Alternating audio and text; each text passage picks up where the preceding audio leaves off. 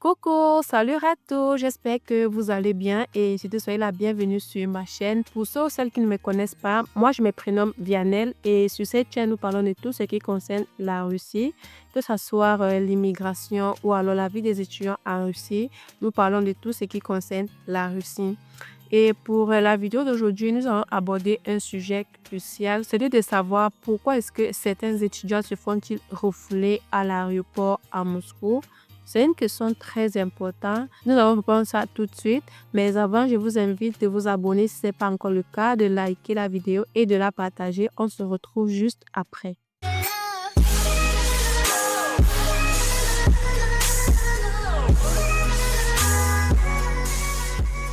Certains étudiants étrangers se font refouler à l'aéroport à Moscou pour plusieurs raisons. Et la première raison principale pour laquelle les étudiants se font refouler à Moscou, c'est au niveau de leur visa. Ils peuvent avoir un problème avec leur visa ou alors leur visa a été expiré. Donc, quand vous voyagez avec votre visa expiré, soyez-en sûr, vous ne devez pas passer, vous devez être refoulé à l'aéroport. C'est pour ça que quand on vous demande que quand vous obtenez votre visa dans vos différents pays, programmez immédiatement votre voyage. N'attendez pas à la dernière minute avant de programmer votre voyage. Cela pourra vous créer un problème à l'aéroport à Moscou.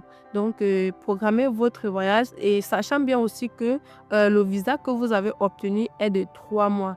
Donc, vous pouvez voyager peut-être à 2 mois. En 2 mois encore, vous pouvez passer à l'aéroport sans problème.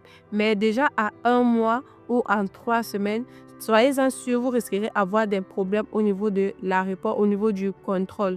Donc voilà, donc le principal refoulement, c'est au niveau du visa. Et ensuite aussi, certains étudiants se font refouler à cause de certains documents manquants ou alors des problèmes sur certains documents. C'est pour ça qu'on vous demande toujours de voyager avec tous les documents de l'école et surtout la lettre d'admission. Il faut toujours voyager avec cela. Donc, voyager avec la lettre d'admission et tous les documents de l'école, c'est très important. Certaines personnes arrivent à Moscou et pendant le contrôle, ils se rendent compte que soit ils n'ont pas la lettre d'admission et quand vous n'avez pas la lettre d'admission, on suppose que vous ne venez pas pour les études, que c'est un motif juste pour entrer dans le territoire et vous vous faites refouler.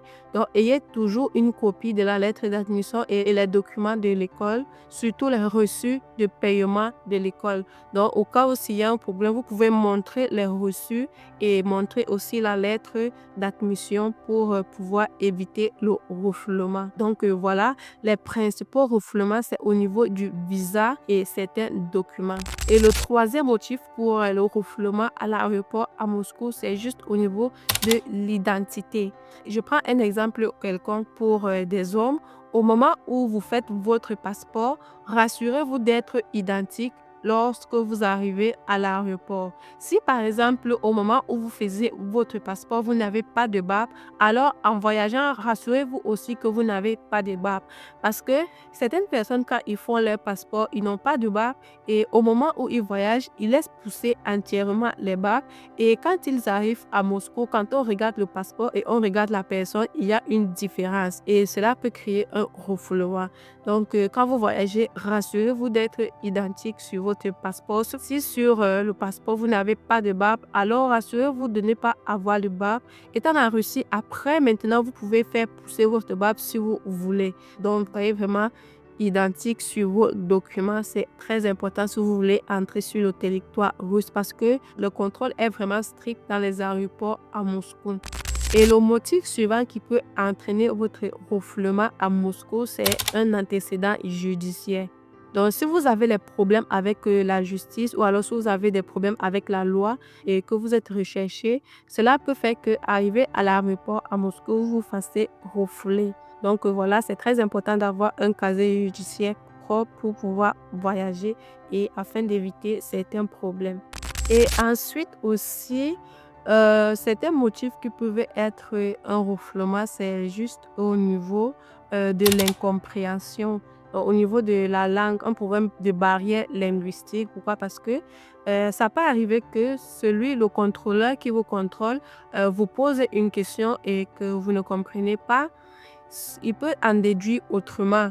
Donc, il faut toujours, quand vous voyagez, il faut toujours avoir le contact d'une personne. Si vous êtes dans une situation, vous pouvez appeler afin de résoudre ce problème. C'est pour ça qu'on vous demande toujours de voyager les jours en semaine, pas les week-ends. Pourquoi? Parce que les week-ends, les universités ne travaillent pas. Donc, ça peut arriver que si vous avez un problème à l'aéroport et qu'on appelle l'université le samedi ou le dimanche, l'université ne pourra pas répondre et cela pourra faire qu'on vous mette dans le prochain vol pour retourner. Donc, voyager de telle sorte à arriver en Russie les jours en semaine. Au cas où si vous avez un problème, ils pourront appeler l'université et l'université pourra répondre afin de régler la situation.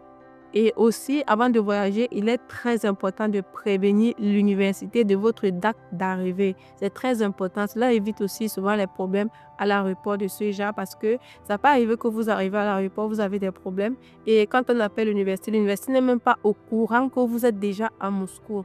Donc, il faut toujours prévenir l'université de votre arrivée, de la date de votre arrivée et voyager aussi les jours ouvrables. Donc, moi, je vous conseille de voyager les jours en semaine. C'est pour éviter certains désagréments parce que il y a eu plusieurs cas comme ça. Certaines personnes ont voyagé les week-ends et arrivé soit le samedi ou le dimanche, lors des contrôles, ils ont eu des problèmes et au moment d'appeler l'université ne prend pas parce que l'université ne travaille pas le week-end. Et quand on vous met dans la salle d'attente, et la salle d'attente, vous ne pouvez pas durer là-bas. Donc, dès qu'il y a un prochain vol, on vous met là-bas, vous rentrez. Et quand vous rentrez, ce sont les pertes, les dépenses que vous avez faites. Vous êtes encore obligé de recommencer la procédure à zéro. Donc, voilà les dépenses que vous faites. Soyez prévoyants, voyagez en semaine. Et avant de voyager, prévenez toujours l'université.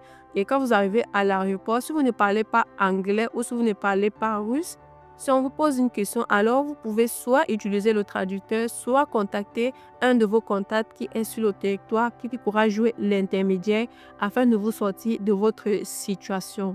Donc, voilà en quelque sorte les motifs qui peuvent entraîner le principal refoulement des étudiants étrangers à l'aéroport à Moscou.